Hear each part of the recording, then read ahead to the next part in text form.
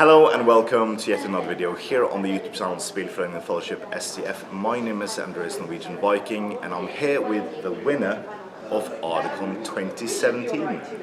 Welcome Dave and congratulations. Thank you Andreas.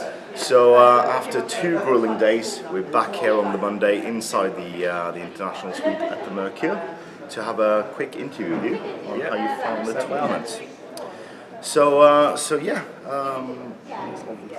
It is a lovely trophy. Let us just touch on that quickly.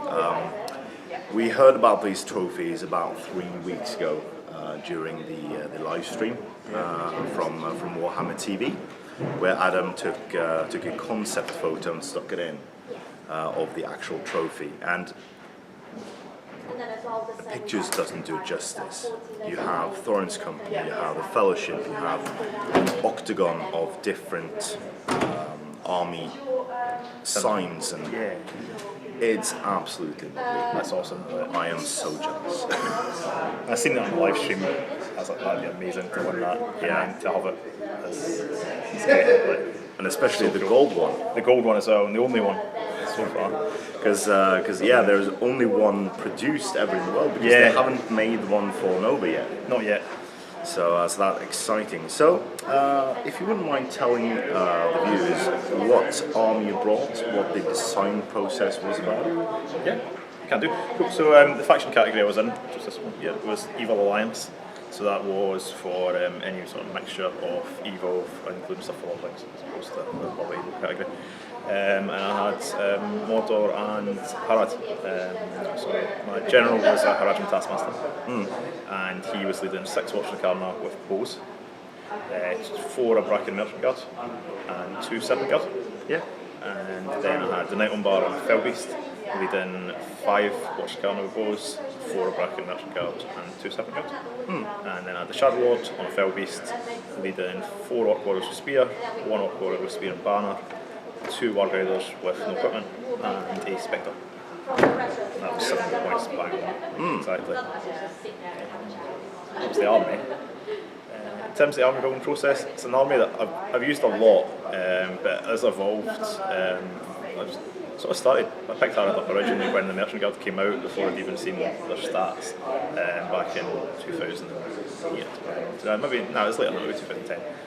When they were first released, I thought those ones were awesome. I really wanted to own those, see what they're like, and I had a ton of those, and then eventually just started sort of adding more of the metal models, and as I played games and kind of got more into the competitive side of the hobby, just looking at the profiles and kind of phasing out the Warriors and replacing them with Watchers, replacing them with Serpent Guard.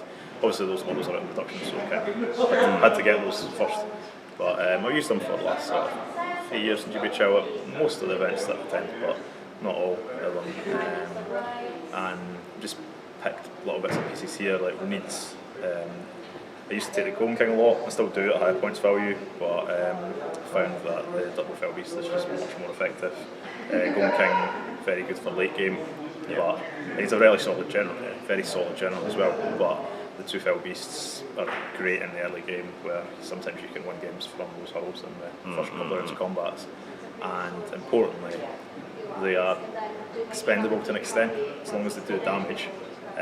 It's not so big an issue if they die, because the Taskmaster was the general. And over the entire weekend, the Taskmaster was wounded once. He died once in game 5 out of the 7 games. But other than that, he never suffered a wound. He passed the fate, I think, the only time he was wounded. So he was a very dependable general that you can just. The rest of the army is good enough in combat, you never need to commit. The only time I'd ever put in combat is if it was against something that was prone or transfixed. Yes, someone charged me. The rest of the army, Shadow Lord is necessary because Defence 4, especially in the new scenarios where you can set up very far away from people, Defence 4 will just die to shooting. So Shadow Lord is needed. Knight Umbar, you want a Wraith that can lead Harad, and I think he's much better than Betrayer as a combat Wraith. And his casting value is, while not great, you can throw a few more dice because of the armour. Yeah, you're not going to lose in the dice if you lose in the will if you lose the fight. And then the troops, a lot of people take Reavers, but I like having the option of the 50% bows. So the Watchers, I will outshoot most other elite or Ardacon armies, because people who have taken Reavers won't have as many Watchers. And the Merchant Guard are amazing against Defence 6. Wounded Defence 6 models on 4s is great. And fainting when you're backed up with the Serpent Guards. The Orcs are just there for cheap spear support, and because I'm Shard Lord, so I need him to have some troops. Spectre, another fantastic support unit. Very useful. I mean, I didn't have so many amazing moments this weekend, like game-winning moments, but I did a lot of useful things. Moving banner bearers away. Actually, one that did was moving Grima away multiple times, just to get rid of Grima. Just getting rid of spear support, stuff like that, is so useful. The Warg Riders as well, just 2 cavalry units, very good in recon, very good for taking charge bonuses away from heroes, stuff like that. So every single model had a place in the army, and I'd kind of practiced enough games at other events and stuff to know this model needs to be in the army. And switching Warg Riders down from Serpent Riders to save a couple of points to get maybe an extra Watcher in and stuff like that. And you obviously had a bit of practice with the army, and you know the army in and out by this point, playing it in 3 years in the GBHL. Yeah, exactly. So let's go into your go into the Friday first. Yeah. Because you arrived early. You were here on the Thursday evening. Oh, same as us. Thursday afternoon, actually. And how did you find the Friday? So Friday we started with Chaos and Ardor, and I brought the 3 trolls for Chaos and Ardor. Bill, Bert, Tom, and I got to use the campfire for free because of the Armstrong Skills Army bonus, which was awesome. I took them last year as well. They're a ton of fun. We both took them to Desolation Stockport. Back when it was 400 points. And they're awesome. I love the trolls. They're fantastic kit to build, paint, and just really characterful. In Chaos and Ardor they were great. They managed to mince Radagast fine. There's a ton of fun moments in Chaos and Ardor. Probably my favourite moment in Chaos and Ardor was climbing one of them up a building, so I could get there's a card that you get a victory point if a model survives falling damage. And climbing one of the trolls up a building and then just falling it off, rolling that one on the fallen damage test. That's so good. So if you haven't played Chaos and Ardor, that is a great thing. Devin from the DCHL has made that concept, and you can find it on the DC Hobbit League webpage. Just Google search that, and you'll find everything you need for playing yourself, as well with new cards. They removed some of the wording errors and added some new cards and removed some not so good ones. It was fun last year, but this year I think it was much better, the ability to discard the card at the end of each round. Last year I found I was stuck with some cards that, while possible, were hugely unlikely, and then you just were kind of stuck with them. Whereas this year, discarding them at the end of each round I thought was a much improvement. The cards themselves were awesome in quality as well. Really pleased to be able to take a set of those home. I know we'll play some games out because it's a great creation by Devon. It's a lot of fun, nice icebreaker. Played against a couple of GBHL guys, Cal Meadams and Kevin. I never played Kevin before, but nice to get a game in. And played against Evan from America, Evan Iverson. Iverson, the son of young lad. And he came fourth. Came fourth in the tournament, which is amazing. Like that, I don't know what age he is, but he's 13. He's only 15. I'm sure he'll be winning. Years old. He'll be winning tournaments, I'm sure, at some point. Yeah, of course. All right, so after the Chaos and Ardor, we had a quick lunch break. And then we had the doubles. So who was your doubles partner? Doubles partner was James Gilray, fondly known by some as the future SBG, perhaps tongue in cheek. But James started, it's still within his first year of the hobby, so I was going to pair him up with someone a bit more experienced for it. He has a League army, which is, he's painted that up, it's really cool. So he used his Lake Town and Hobbit Elves. From Influence, I had the Galadriel and Ferandro. With a relatively small amount of spears, but it's at 16 elves, backing up the sort of Lake Town host. So I thought last year at doubles, I was partnered with Charles and we took elves and dwarves. And we won all 3 games, but the victory points with 3 games, if you want to do well, you need to get a lot of victory points. So bring a lot of models, and that should mean we could do well in like Soul Ground and stuff like that. We done fine. We went 2-1 in doubles. we did lose to our compatriots, David Alexander and Alan Wilson, Big Boosty. They managed to beat us, so we got a bit of ribbon for that. But they're very pleased to be able to beat us, and they finished 4th as well, which was awesome. Oh, yeah, right. And of course, the doubles event also isn't a very serious event at the tournament. Some people take it a bit serious. I mean, our army was strong, but the playing the games is more of a laugh and enjoy it. And it's the Friday, you want to have fun, you want to be relaxed and enjoy yourself playing, and that's what I find on the Friday of Ardacon is that you have Chaos and Honor, you have to play 3 people, yeah, and then you join a doubles partner, and then you get to play 6 people over 3 games. So by that time you've already met and played 9, hopefully different people. Exactly, and especially if you're someone who is not a regular on the GBHL, you've maybe come across with a team of people and all the people you know as your team, or even you've come on your own and you've maybe just got a doubles partner you've met through Facebook and that. You're going to come on the Friday, you're going to meet a lot of people, you're going to have a lot of fun, and by the time the Friday's over, you've made tons of new friends, which is awesome. Of course, and that's why we're here. That's why people travel from all across the world to Ardacon to meet new people and have a great time. So then we of course had the Middle-earth team doing their presentation. We had tons of cool people went out, people stayed in the hotel, ate, drank, had a great time. And then it was time for the grand tournament and the World Team Championships.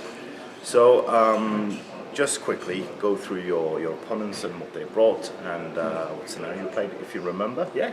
I know that it's 2 days ago now and things are a bit hectic, but first game was Lords of Battle. Yeah. And I'm probably going to butcher the pronunciation name, but I think it's Marian, I think is how you pronounce the name, one of the Rotterdam White Scars. Yeah, Marian. Yeah, I think, yeah. I'm sure you've pronounced it far better Well, than I.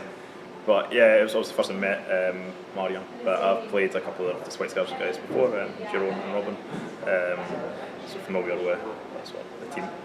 He was using Iron House. And we seen as Iron House, I was like, this could be trouble because of the Swords of Battle, army very squishy.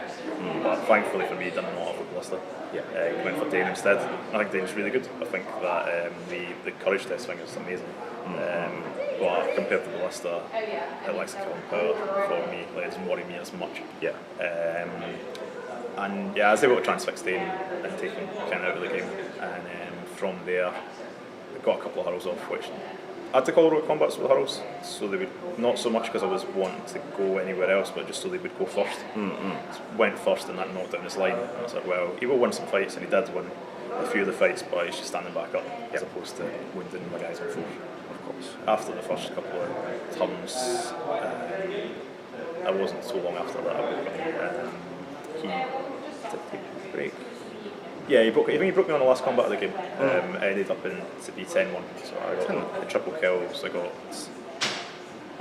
No, or did he not? I think he maybe just. It was 11. It was 11 now. Okay. 11 now. I didn't kill Dane. Left Dane in the moment, and we just ended the game just before the fire alarm. So it was nice to have it finished. So it was a quick game, about 50 minutes then. Yeah, just under an hour. Yeah. Because the fire alarm went off about on the way through. 1 hour 10 mark left, I think. The fire alarm was things that can't be. It will happen occasionally, but it was very professionally done. Marching everyone out, we were back in 15. 30 minutes, I think we lost in total for the game. So very well done from the team there. So your second game? Second game was against Iron House again. Almost the same army, but Marion had a few goat riders. I was playing Cal from Team Diva. Geffen played Geffen Kirsten. He's done a fantastic job recruiting a team of people in his local area, and he's got a lot of people here. Those guys are getting good. So Cal, the Recon for this one. I was reasonably confident because I just played Iron House. I'd done well against them, but still have to. Once you meet in the middle, you have to kind of kill them, which can be difficult. I was able to get 2 Orc Riders off, and because he had no shooting, I was just able to get them very far away from us all. And at the point of the board, they just stopped and dismounted both. To test to see if the Warg would stay.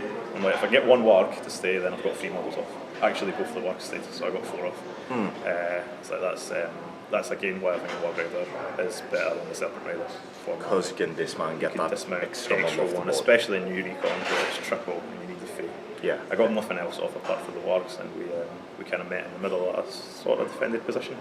I stopped at an obstacle and I was like, I'm moving this far and then I'm just going to shoot, and he will have to come to me. And from there we had some fighting. It was actually Cal that broke me on the last combat of the game, as opposed to Magnum. So that one was 10-1. We both broke. Still a strong victory. Yeah, it propelled me up to table 3. Game 3. And then game 3 was Table 2 actually. I think it was table 2. Put me on it. Oh yeah, For yeah. game 3. Yeah. And then game 3 was you against Barney Menzies. Barney Menzies, Team yeah. Knots. And that was, what was that the one we did on the feature table? Did that on the feature table, yeah, and it was whole ground. Yeah. Against Barney's Isengard. If you're someone that enjoy watching battle reports, I would say watch it. To me, it's probably one of the best games I've played. Like, it was just so many ups in it, so many downs. Like, it was an awesome game. Barney's really, really good. He's also not been playing for a huge amount of time, but a prospect to the Team Knots Academy. He's been playing for about 6-8 months. Yeah, and he's like 7th in the league. He's been storming it this year. Really, really good in a short amount of time, and it was so tough. I'd comfortably say it's the toughest game I've played the full weekend, but really, really fun as well. And it was whole ground. We had sort of two. His generals warband the Saruman, and I had the Knight Umber. They fought kind of up in one corner, and then his other 2 warbands came on here, and mine came on here. Yeah. And they kind of marched up, and I kind of marched up. We had a bit of scrap in the middle. I had the Shadow Lord there as well, but the orcs are not really great, to be honest. And he had an Isengard warband and a Mordor warband led by Taskmaster. So he was out fighting me in the centre, but crucially, Saruman had got the Knight Umber down to, this is spoilers I guess for Barry if you're going to watch it, but Saruman got the Knight Umber down to I think 4 will from a couple of blasts. Yeah.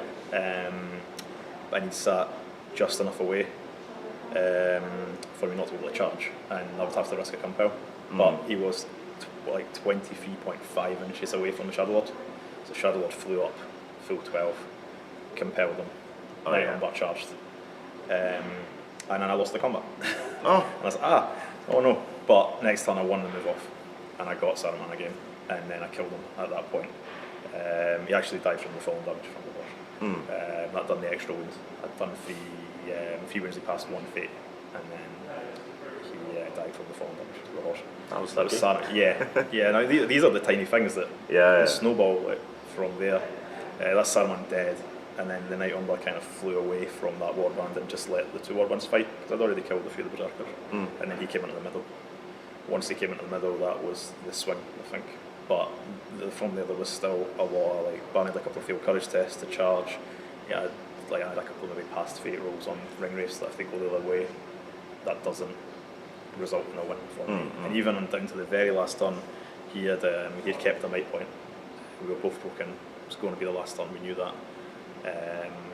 And he kept the might point, which is the right thing to do to make sure he has priority, or at least the ability to move first. I won priority. Verasco ran away from after they called the road move. Yeah. So Verasco ran, and he had no other heroes except from Grima, who had kind of made his way back after being spectred. And that allowed me to pass a courage test on the fell beasts, keep max troops alive. I charged Grima to give him no stand fast. Charged a couple of berserkers because of Curse 7 anyway, and just let the Mananox and the pikemen run, and that gave me the victory in whole ground. But that was like super fun, but also really draining. Like after it, I felt my head is scrambled. And I'm sure Barney felt the same as well. Obviously, like when you come off it on a win, you feel slightly different. I'm happier, but still a bit euphoric. Yeah, and then you're a bit drained after that. Even drained. So. That was on the feature table. You can watch that entire match if you go to the Ardacon playlist, and it'll be game 3. Of course, Dave versus Barney, and we had a quick break. One of the suggestions I will make in my questionnaire is to reduce the lunch break from an hour till 45 minutes, and increase the break time between game 3 and 4 to 30 minutes. because I think you have one game and then you have lunch, and then you have 2 games. But after 2 games, you still only have the 15-minute break. Yeah, I mean, it So would be then nice. if you increase that to 30 minutes, that will give you a bit of time to not just get a pasty and just wolf down carbohydrates, but get some proper food in you and have a bit of a rest. Not just remove your things, 5 minutes at the bar, and then back again. So I think that's a crucial feedback to give for next year. Yeah, it's a small tweak, but yeah, I think it'll make a bit of difference for some. And it'll not change the schedule at all, and I think most people, after 45 minutes of lunch, were ready to get back into it. So I think that's a small tweak to make. And then you had your final game of the Saturday. Yeah, also this was on table 2 again, but not the feature table this time, but still on table 2. I was playing Nicolas Baclaras, GPHL founder. He's won GTs and stuff, like doesn't play so much now, but still very good player. He was representing Team Knots. And Mick had is mostly Wood Elf family. It was 3 Storm Colours, leading 3 were ones of Wood Elves, 1 with bows, and the other with some blades, some spears, all thrown down. And Radagast on Eagle. And it's an interesting army. I think for me, I looked at it, thought it's not a bad matchup for me, and he's put a lot of things in there to deal with Elvis. He has Call Winds, he has Nature's Wrath, and he has Panic Steed. But he's very light on might, and he's also very low on defence, and I have a Shadow Lord. So if I can get some good shooting, or even a couple of hurls, I should be okay. But he spent, like, the early game was just him throwing dice to try and dismount the Elvis. And his some casting rolls were quite poor, to be honest. He had to spend a couple of might. And I said this to Mick after the game, I don't think I would have done it, and I think it did maybe cost him a bit. Was he spent 2 might boosting 1s to 2s on Call Winds. Now that forces me to use some will, but that's the only 6 might in his army. I have 7 with a Taskmaster, so I already outmight him. And he's used 2 to boost those casting rolls. I think he used another 1 to boost the casting roll as well. He did eventually dismount the Shadow Lord, so I rolled a double 1 to resist when he cast on a 3 and let 1 might left. But I was still around. Once Radagast ran out of will, I think from a Zap will, he was transfixed. So that's of course the disadvantage with Radagast on Eagle, that he has no wizard stuff. Yeah, exactly. The Nightmare got in the combat and got a few good hurls off, which killed a lot of elves.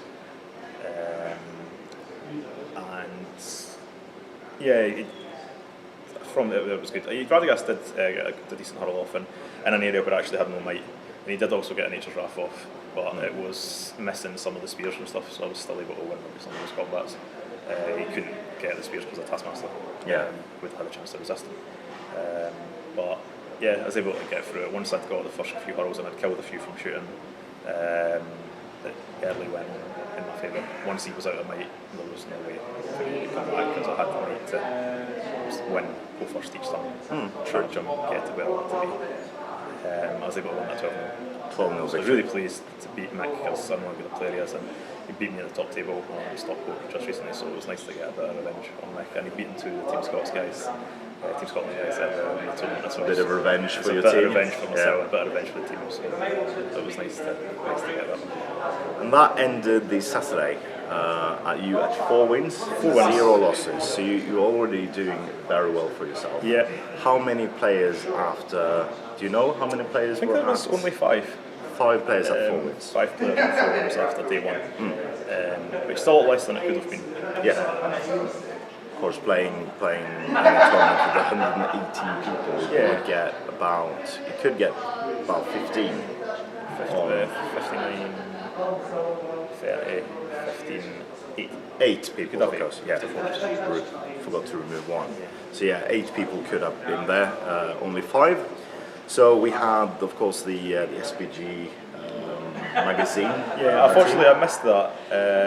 I was hungry and I needed to have some dinner, so Fierce went out to sort of go, which was really nice. But I believe he filmed the... Yeah, it's on, of course, if you want to watch the presentation done by Tom and Damien from SPG magazine, it is available in the Ardacon playlist. Yeah, you of course can watch it back. Yeah, I'm going to watch that when I get back. I'll listen to it when I work, which is when I listen to most videos. It misses a crucial part because they didn't announce that they were starting. To me, so I was quickly setting the camera up, So if you just see a picture of Tom like appearing on the screen and people shouting "Tedious Tom," that was because you get a chance to win a Freddo, not buy a Freddo. You actually got to win a Freddo if you said "Tedious Tom" first when a picture of Tom showed up in a random place on the presentation. So I missed that, and if you watch this, and then that'll make much more sense while we're shouting "Tedious Tom" during the presentation. And then we had the middle of the quiz. Yeah, we were back in time for that. I missed the very first round, but we were back in time for the rest, and Jay went and won. Yeah. That was good fun. Yeah. We're not very good at quizzes, but it was good fun. And the Wanderer spoilers won. I think we already spoiled that with a photo on the STF page. Could almost spoil it before the quiz happens. Yeah. Well, they are quite good. Very knowledgeable. We were lucky enough to have a spectator who just came in, not to play. Was it the Scottish guy? Yeah, it was from Inverness. Yep. He was here the entire weekend, and his knowledge of the books is on par with anyone. Really nice guy. I think he's going to come down and get some people to have a little group on Inverness, which is quite a bit north for people with Scottish geography. It's a good few hours north from where we stay in central Scotland. But it'll be good to get some games. And that's again, he just came down to visit, and now he can find people in Scotland to play with, and that's again one of the huge positives about Ardacon, getting people from all over. And that, of course, some people didn't go to bed, some people stayed up all night. I wasn't up all night. There's a few of my teammates where I went to bed about 2. Which that was almost the same every night. I think all 4 nights I was up until about 2 every night. Got a good in the bar. 7 hours sleep. But I got some sleep. It's about 6, maybe slightly less. But that's good. So the social side is good as well. Game 5. Yes, game 5. That was Heirlooms. Yeah, Heirlooms they just passed, modified slightly by James. Yeah. Just a little less weighting on the Heirloom itself. The modified setup as well for Maelstrom, so you're alternating rather than person who wins power brings on. I was against Marcel Fassbender from Germany. From Team Germany, yes? Yeah, he's representing Team Shots this weekend. But, I'd met Marcel at when we were in Hamburg, and I'd had a bit chat to him, but never played him yet. So it was again nice to play someone from another country, which is cool. I had an army of 2 warbands of dwarf, one led by Gimli, one led by the King's Champion. Yeah. A few bows, Khazgards and Warriors, and one warband of Westwood Red Shields, led by Ardacon, and then Merry and Pippin, both on ponies. Cool. I think they're just deployment drops and some extra might and stuff. And the obviously the Merry and Pippin gave him the deployment control because he brought them on first before I could kind of bring them on. The rest of his warbands where he wanted. He blew 5 might, I think, to set up where he wanted. Yeah. All 3 warbands were set up on the sort of northboard edge, beside my Mordor warband and my Taskmaster. Whereas my Night Numbers warband came on the southboard edge, and there was nothing there at all. Crucially, though, there was 3 objectives. And probably the biggest turning point in that entire game was the turn 2 heroic move off. Because Marshall had brought a warband of dwarfs on like this in 2 ranks, but no spears. And he had his Rohan on also sort of on the flank. And, not flank on, sorry, on the board edge. And I was able to win the heroic move off and charge. And that meant those second rank dwarfs were stuck. It meant the Rohan did not get their charge bonuses. A lot of the time it was like, I will charge 1 orc into 2 riders and pierce support it with another orc. So it's not something that I'm expecting to kill, just pin them in place. Just to not get that extra rock, right? Yes. It's a bonus, yeah. And the Shadow had also went to a Westwood Red Shield. Yeah. And I think I might be trying to fix Gimli, but I probably didn't win them with some watcher stuff. I just stopped him killing and creating a little gap. And I was able to get a huddle off with the Shadow Lord and dismount a lot of the riders, which was big. Killed a few, lost a few, but it was a very good first turn. Very good first turn. By turn 3, we started to pick up some of the prizes. I've sent the Wargriders off from that warband to do that. Dismounted one of them, tried to pick up a prize, it didn't, which was fine, I was okay with that. The three on the south, I sent some guys one way, some guys another way, and just kept a couple on the middle one. The guys that went to those two didn't get them. Pippin that came on in the west, tried to pick one up, didn't get it. That left two, the one that was on my deployment, and the other one that was about here. Mary was going towards it, and a few of the stray dwarfs had went. So I had Mother Wargrey there, but Marcel put 2 control zones on it. And it's like, so I needed to get rid of these control zones if I'm going to try and pick it up. I was able to call a remove for the Night Umber, and he was in range to charge one of them. Yeah. So he went and compelled the other one away, charged the other one, no control zones now. Wargrave disappears, tries to pick up prize, does not roll a 6, and then the prize is on the southern board edge where it's only my guys. Where it's only your guys. I still need to make sure that I've killed his general, because then that gets me the 7 points and I can't lose at that point. I was able to kill his general where the Shadow Lord had transfixed Gimli, and I either heroic combated into him or barged into him, one of the two, but I was able to move some dwarfs out of the way and then go and kill Gimli. And at that point it was just a case of how many VPs can I score. We both broke, and my guys stuck around actually for ages. I was kind of hoping he would fail some courage tests, but they passed enough courage tests to allow Marcel the chance to kill my general from Ardacon, which reduced the VPs to I think it was 8-5. Yeah, 8-5, because he got general for 2. He still had the banner left alive for 2, and he broke me for 1. I'd broken him, killed his general, and had the prize. So 8-5, but that was on table 1, so at that point the VPs are not as important. It's more about getting the win. Getting the win, yeah. So that left you on 5 wins going into this last game of the normal WTC round. Yeah. And who did you play then? At that point I was the only player on 5 wins actually, because there was a draw on table 2, and the person James Bronte was on 4 wins and table 3 lost. So there was only me on 5. I played Jamie Giblin from GBHL and Team Wanderers, of course, at that point. And on table 1, he was using his Weavers. Played Jamie loads of time, not as much recently, but I played him a lot in the early years of the GBHL and had an awful win-loss record against Jamie. So the last few times I played him, I managed to get a win. But knew it would be tough. He had the Shadow Lord as well, and I think I sort of looked at it and was like, it's 2 to death, which is not so bad. We'll set up far away. I have more shooting, but we both have a Shadow Lord, so shooting's not going to do so much. To me, the big thing would be, can I take advantage of having the second wave over him taking advantage of having Fight 5, Piercing Strike, and guys with 2 attacks? Because he will outfight me, but can the Wraiths do enough to stop that from happening?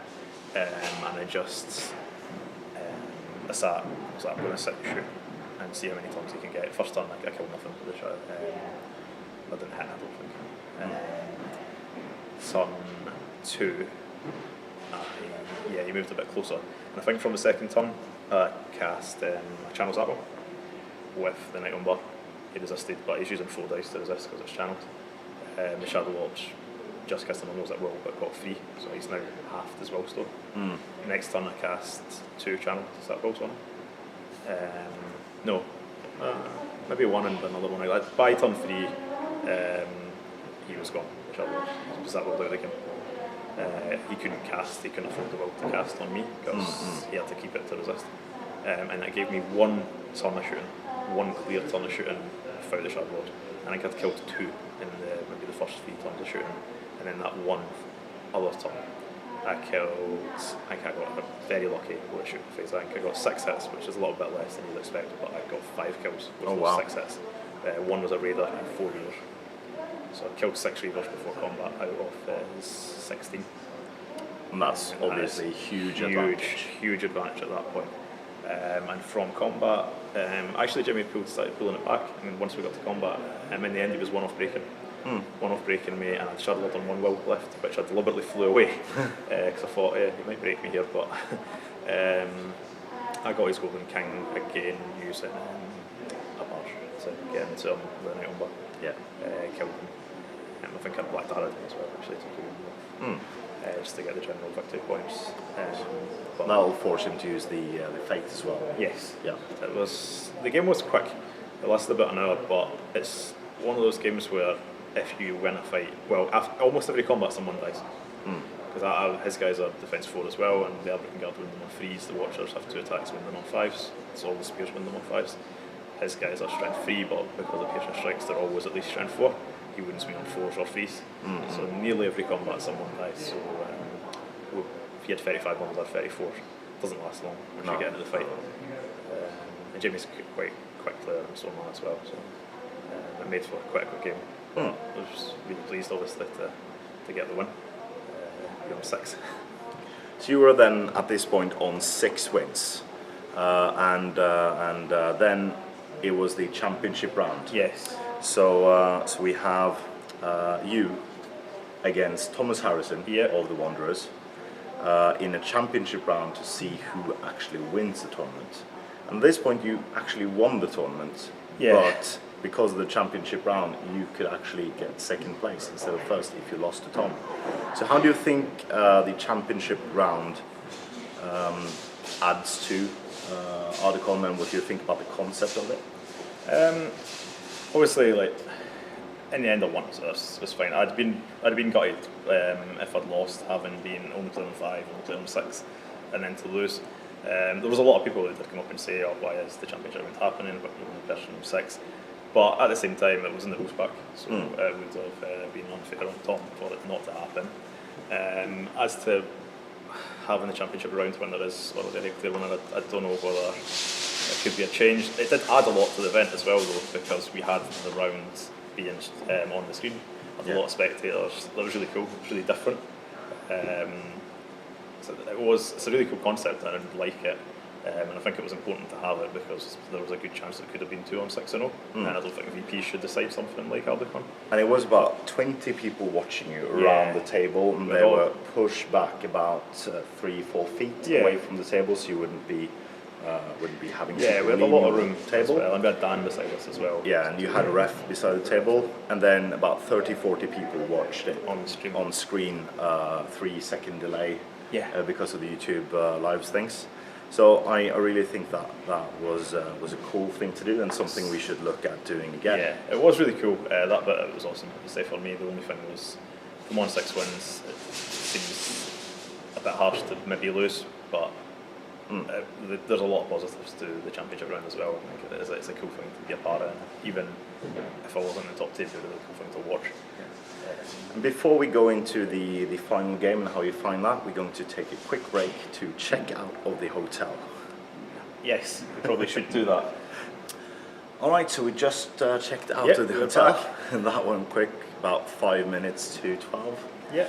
Good timing. So you had your game against Tom, and the scenario was rolled, and it was domination. Yeah.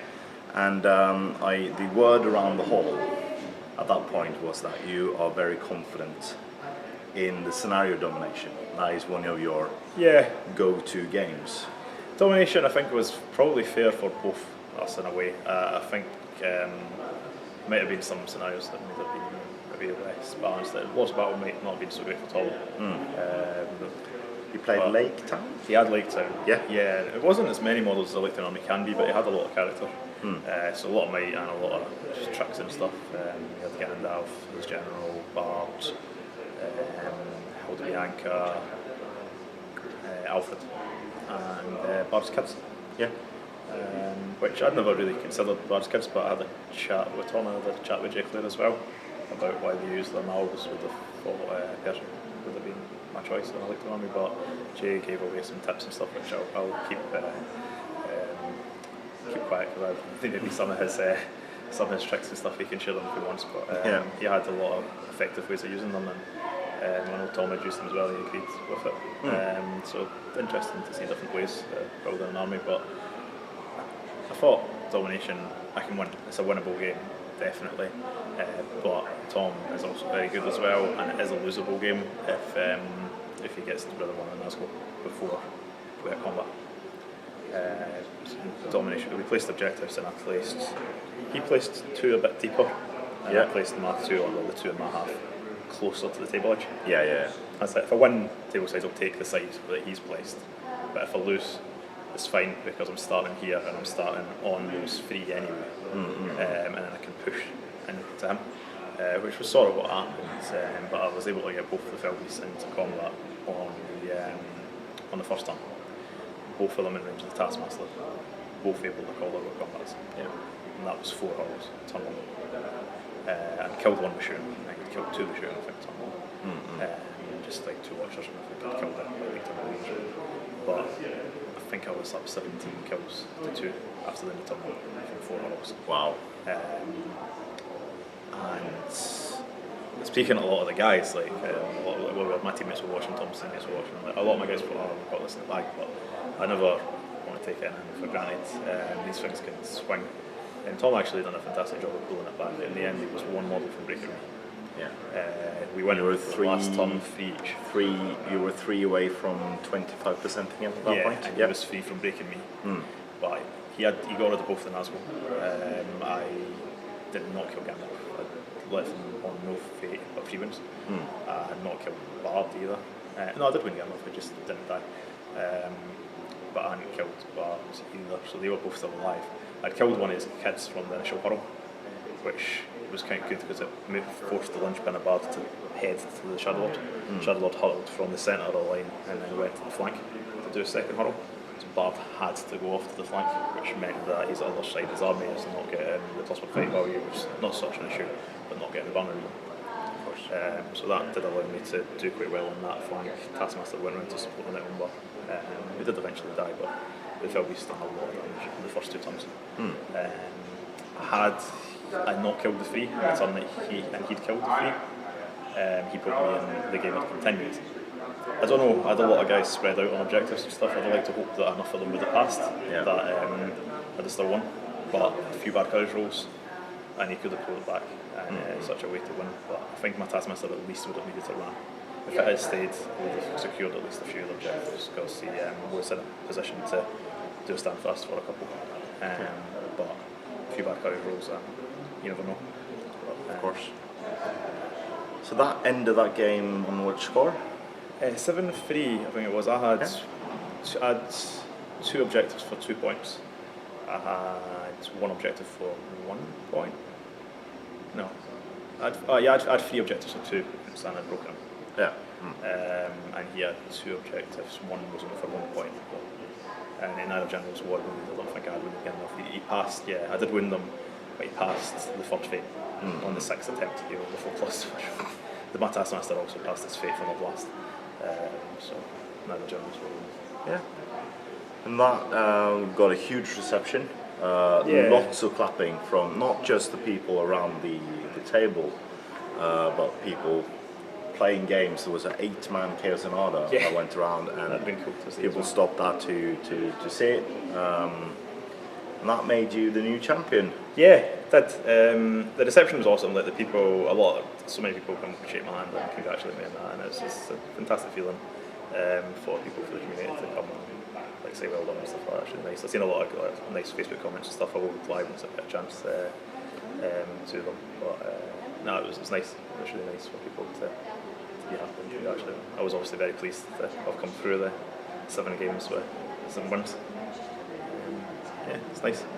So that leaves you to reign for a champion as for a year at 1 least. year, and hopefully bring a full team of Scots next year. Well, we had the full team this year, so we might be pushing it too. Maybe we had 10 at Stockport. We had 9 here, so it's growing.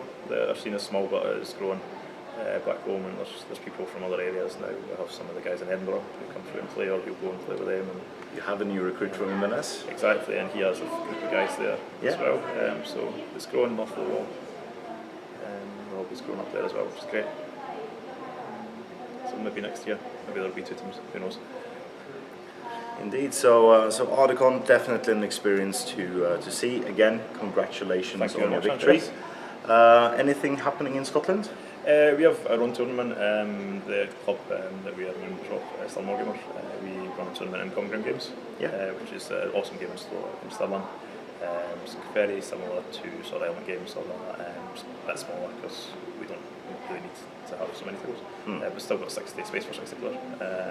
60? 60, yeah. And we've ran the tournament for, this is our 5th year running it, so we're hoping to get about 30 players, would be ideal. And we sold a few tickets already, but the tickets are on sale. There's an event on the GBHL, it's called the Scouting Stirlingshire. And it's a good versus evil tournament with 2 800-point armies. Oh, nice. 1-8, very similar to the sort of old So you GTs. switch up.